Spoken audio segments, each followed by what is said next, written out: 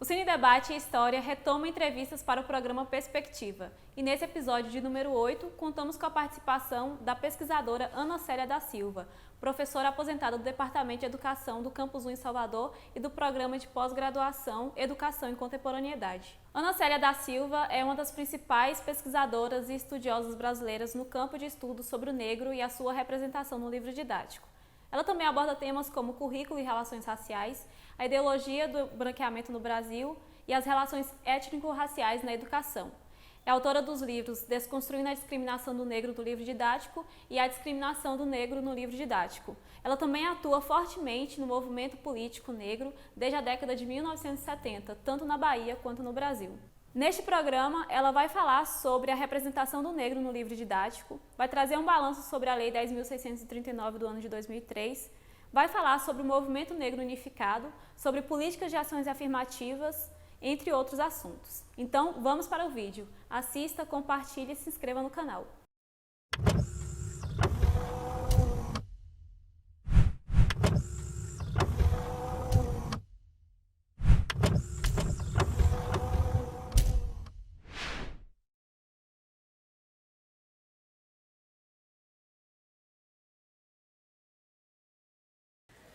Eu comecei a partir da professora Eda Pessoa de Castro, que mostrou uma cartilha chamada Sonho de Thalita e perguntou o que é que eu via naquela cartilha.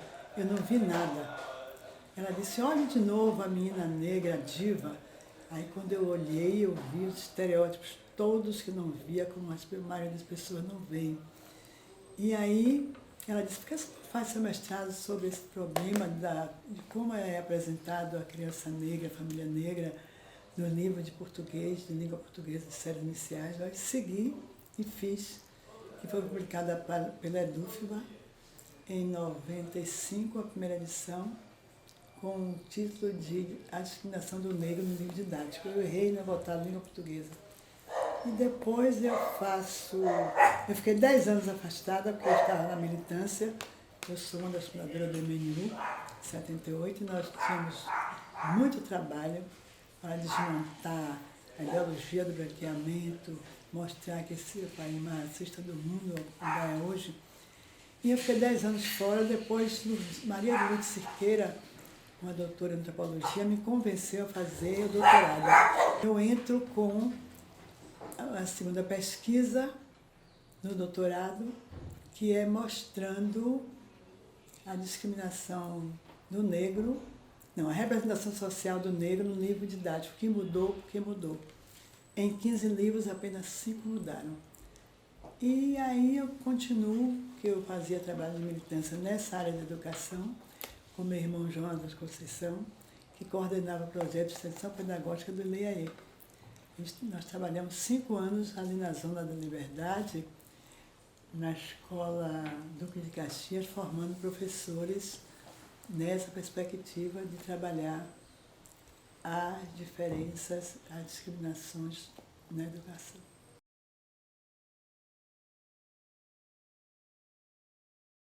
Um tema importantíssimo hoje é a desconstrução das representações negativas e supervalorizada em relação ao branco, que o branco aparece sempre não como diferente, mas como superior.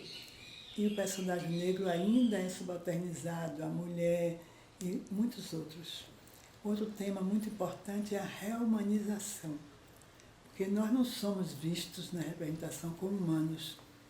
Eles têm uma preocupação muito grande em mostrar como não humanos, daí a insensibilidade às execuções, ao encarceramento em massa.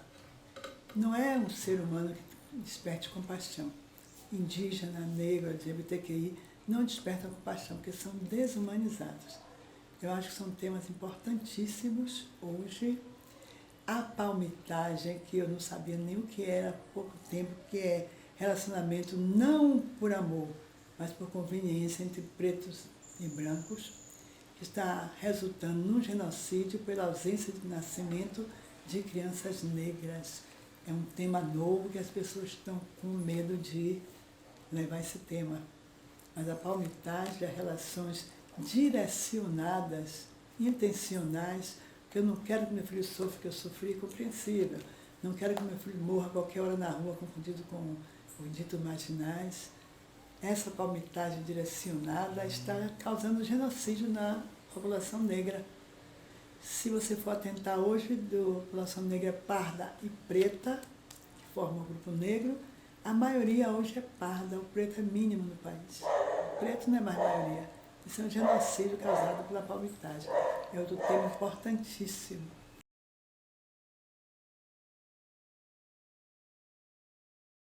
Essa lei é a vitória do movimento negro e uma grande contribuição do presidente Lula, que foi ele que veio aqui. No ano que ele se candidatou e ganhou a eleição, ele levou 6 horas conosco ali no Pelourinho, no teatro, esqueci o nome agora no teatro, conversando sobre o que é que vocês falam, eu não entendo, eu quero entender. O outro que estava com ele dizia que não existia nada disso, nem vou dizer o nome. Ele dizia, não, eu quero entender. Aí ele entendeu e disse, se eu ganhar a eleição, eu vou criar uma lei para que histórias e culturas africanas e afro-brasileiras venham para os currículos. E essa lei é pautada em mais de 30 anos de um currículo paralelo desenvolvido pelo movimento negro em todo o Brasil, que começa lá em 30 com a Abdias Nascimento, que ele fazia as escolas de alfabetização, de conscientização, aqueles grupos de dança, todos tinham alfabetização. Toda instituição negra, de 30 para cá, trabalhava educação. O que o MEC fez foi pegar as nossas experiências, sistematizar e transformar em lei. Mas eles não fizeram o básico, o principal. Eles não fizeram com que essa lei vigorasse nos cursos de graduação. Então, criou uma escola de você fazer curso para formar professores e ganhar dinheiro. Segunda questão, porque essa lei não foi ainda implementada? Porque a maioria dos professores hoje é neopentecostal. E eles demonizam tudo que se refere à África. E toda a história e cultura africana e afro-brasileira está inserida na religiosidade africana, não na religião, na ancestralidade. Ele disse que é o diabo e não pode entrar na escola. Uma diretora mostrou uma aluna minha, abre essa gaveta aí, a menina abriu. Você está vendo o que você está vendo aí? Ela fez livro do MEC. Não abra um porque tudo tem um diabo. A mentalidade é do diabo. Então, o principal empecilho, além do MEC não ter implementado em todos os cursos de formação de graduação, segundo, houve cortes significativos, e terceiro, e um dos que eu considero mais importante, é o boicote que as igrejas neopentecostais fazem hoje à lei. A lei não foi implementada. O que existe de lei dentro das escolas é desenvolvido pelo movimento negro, os professores militantes de movimento negro. Essa é a triste realidade da Lei 10.639.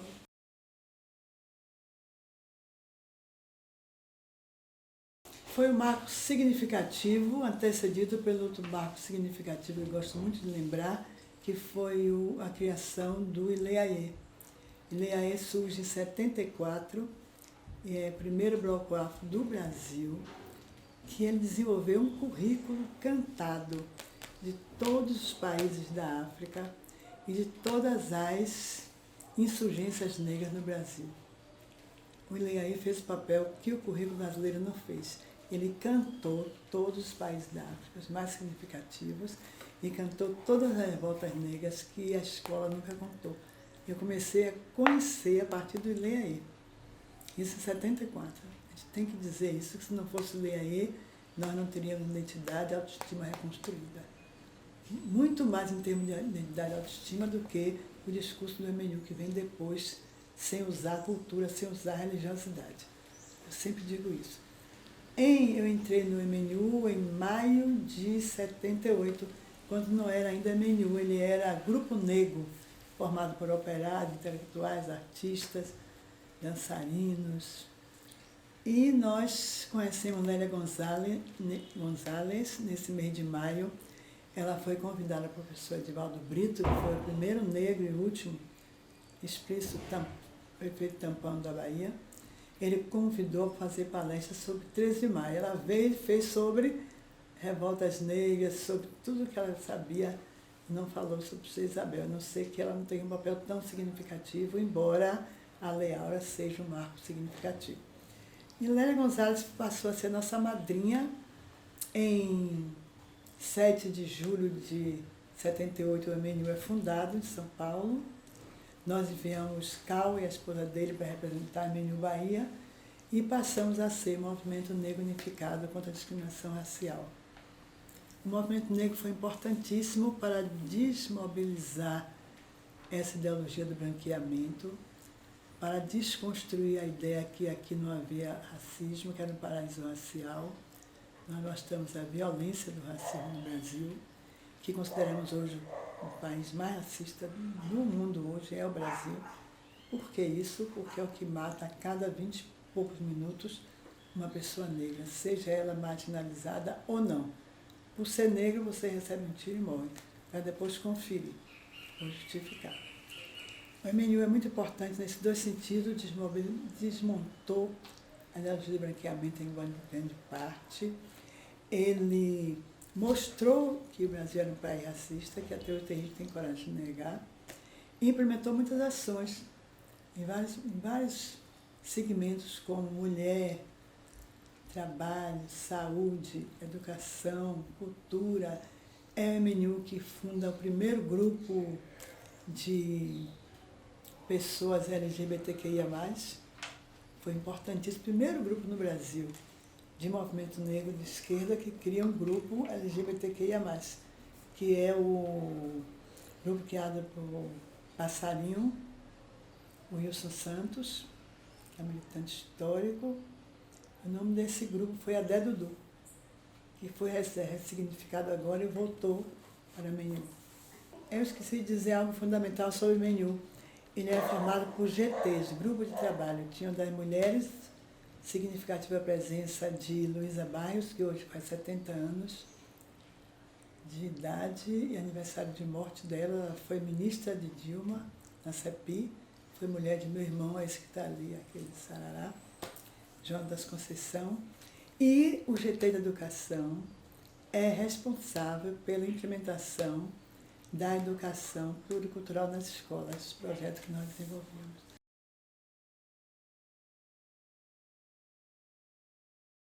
Sobre os cadernos negros, ele foi fundado por a Esmeralda e seu marido. Ele é publicado pela Quilomboje e ele é mantido pelos próprios Esmeralda Ribeiro e Márcio Barbosa. São os dois idealizadores, importância grande de CUT. Eu estou aqui no dia 5, na casa de Juraci, falando para nós. E esse caderno completa para o ano, esse ano, 45 anos de existência. Ele é todo mantido por nós, militantes. Não existe financiamento nenhum. E ele estava até quase há pouco tempo, ele não aparecia nos pré-vestibulares. Apareceu uma vez só, para você ver a que ponto chega a nossa exclusão. Eu publiquei esse poema Bebê a Bordo em 1990 para as crianças do Curuzu, nesse volume Cadernos Negros, número 19. Se você quiser que eu leia. Aconteceu o seguinte, tinha uma quadrilha de crianças, eram crianças mesmo, todas tinham menos de 18 anos, lá no Curuzu. Eles faziam assaltos. Assaltavam quem eles podiam, quer dizer, eram meninos.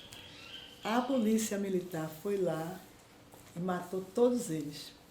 Eu estou procurando a página da Tribuna da Bahia, onde saem eles, todos eles eram rastas, cabelinho aqui, eles saem todos assim, de olhos fechados, na foto da tribuna. Quando eu vi aquilo, eu escrevi esse poema e fui lá na tribuna e pedi para publicar. Era 21 de março, uma data importante para nós. Aí o jornalista publicou. E esse poema é uma referência para as execuções da juventude negra no Brasil hoje. O título é Bebê a Bordo. Que brilho é este, negro? É o brilho do sangue no asfalto dos bebês do Curuzu. Negras crianças insurgentes, desesperadas, abandonadas. Negra juventude transviada, seus corpos frágeis, metralhados, seguem a bordo do grito de justiça, espalhado pelos blocos afros e MNU, pelas ruas da Liberdade Curuzu. Citei MNU porque a sede era lá no Curuzu e o Leiaê também é lá. E daí eu publiquei mais alguns, publiquei Pão, que é a morte de meu pai por uma dívida de pão. Publiquei um muito importante, que é para gostar de ser, para as mulheres gostarem de seus cabelos crespos, do seu nariz, de sua boca. E cito várias coisas negras que são bonitas. É um poema muito conhecido. E ele é pesquisado em todos os graus de ensino. Tem pessoas já fizeram dissertação de mestrado, tese de doutorado sobre cadernos negros. E também tem os cadernos de educação do Ileaê, que já tem tese de doutorado e de mestrado. Os cadernos de educação foram criados por Jonatas Conceição, esse meu irmão que é um dos fundadores do MNU. E ele desenvolveu durante 5 anos esse projeto de formação de professores na dimensão pluricultural.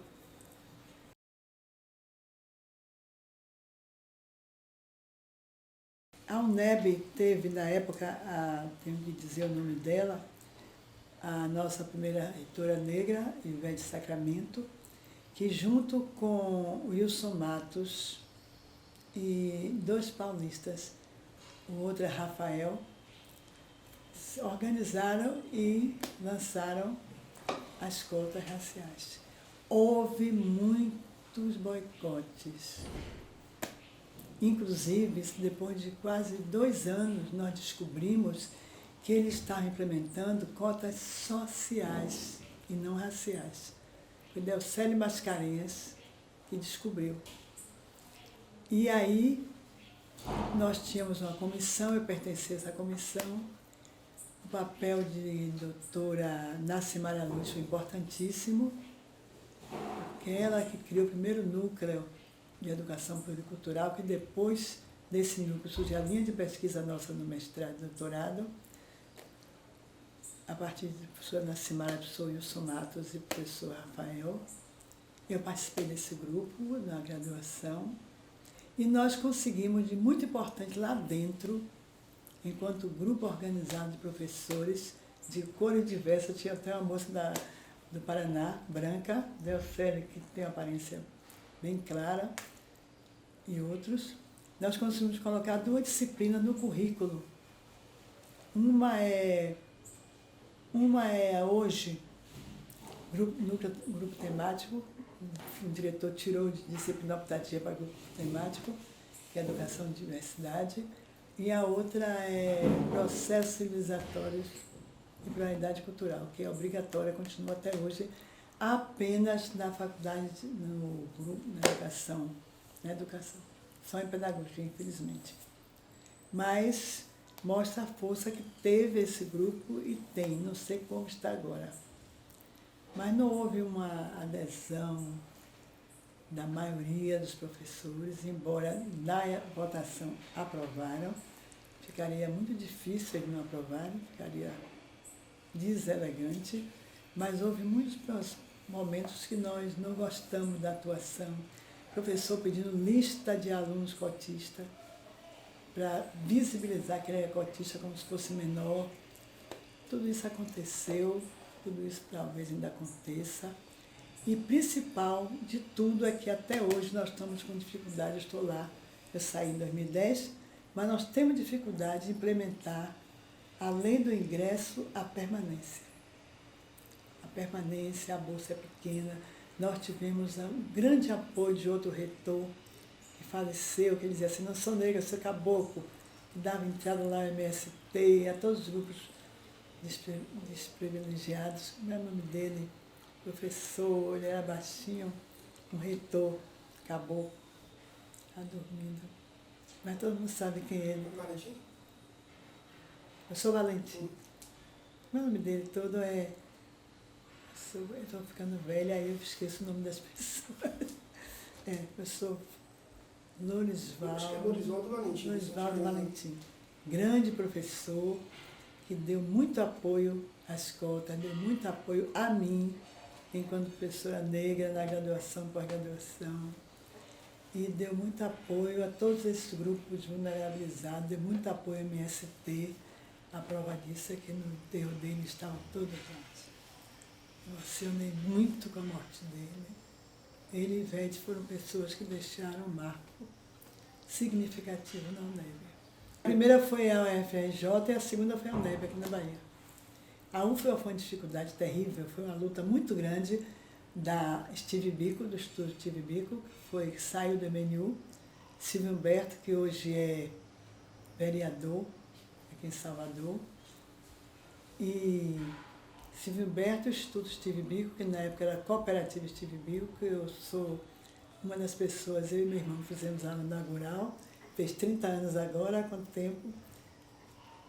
E a Steve Biko teve uma participação fundamental para que a UFBA implementasse as cotas. E também uma pessoa que hoje é doutora, é jornalista, Célia Santos. Estive com ela ontem naquele congresso. Foi um seminário com Angela Davis, promovido por Denise Carrascosa, uma pessoa altamente significativa para a Bahia, na sua luta contra o encarceramento em massa das mulheres, principalmente.